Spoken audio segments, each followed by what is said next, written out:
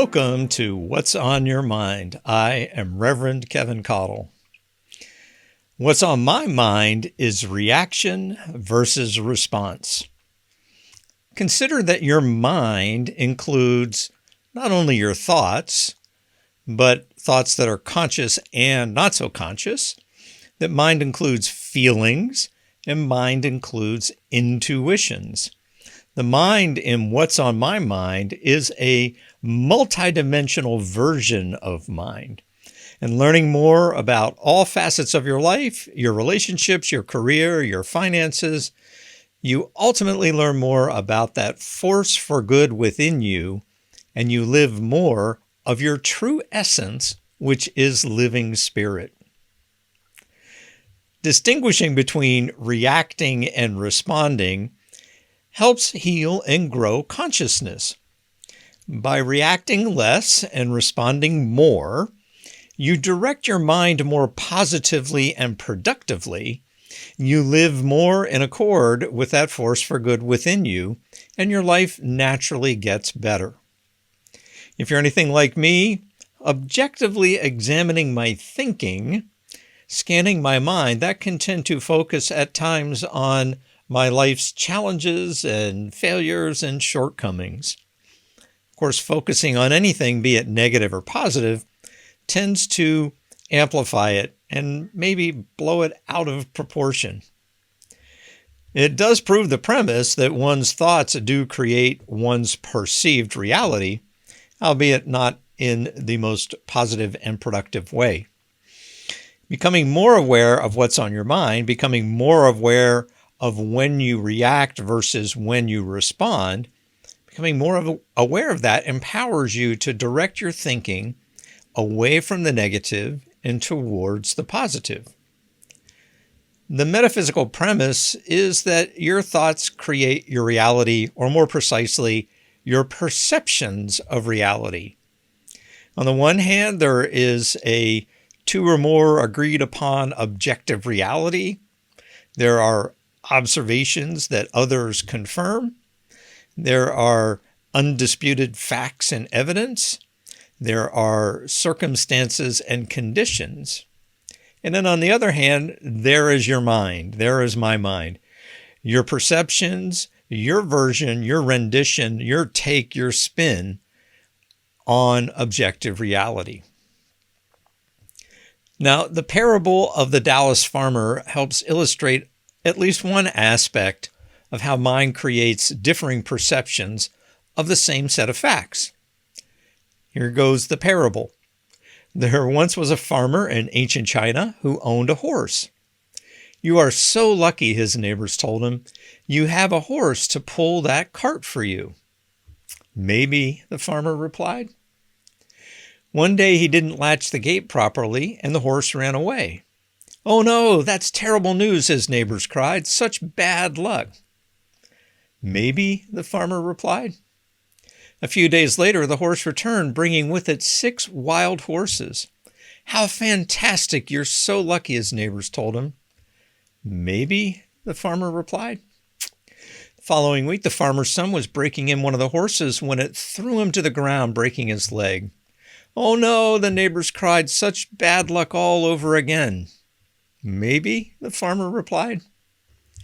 The next day, soldiers came and took away all the young men to fight in the army.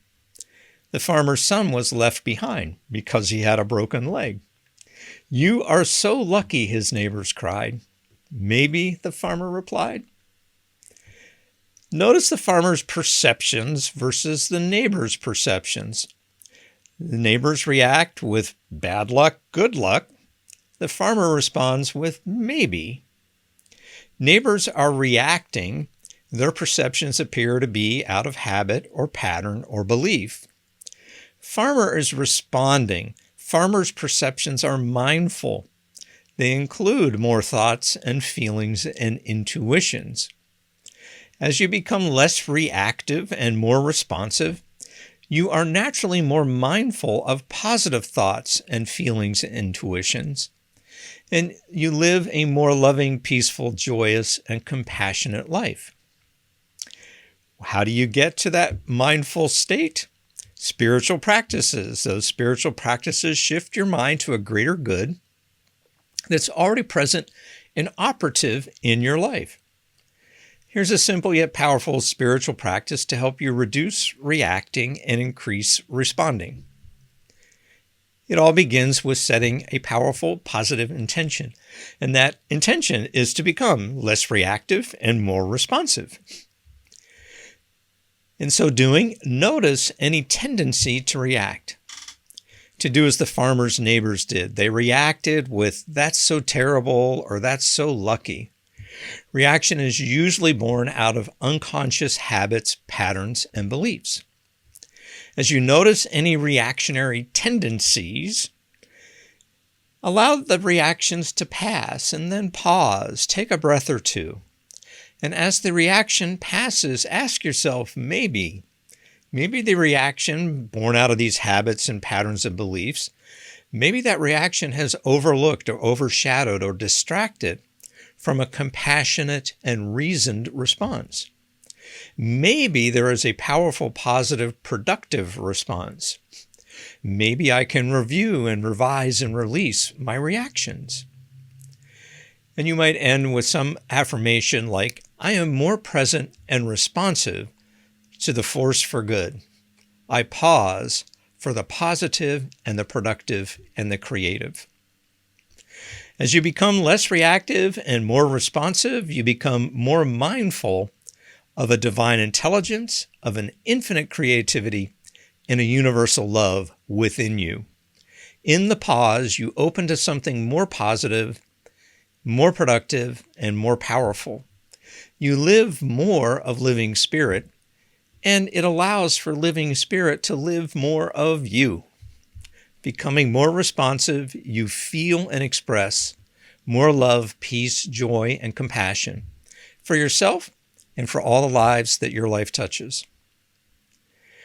I know and trust you are lovable, loved, and loving. Until next time, farewell.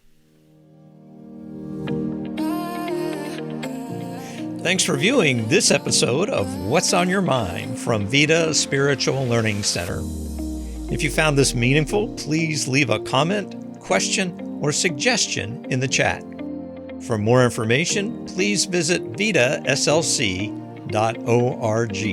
and consider making a tax-deductible contribution to support Vita's free programs. Remember to like, share, follow, and subscribe. Check out a new episode of What's on Your Mind every Tuesday.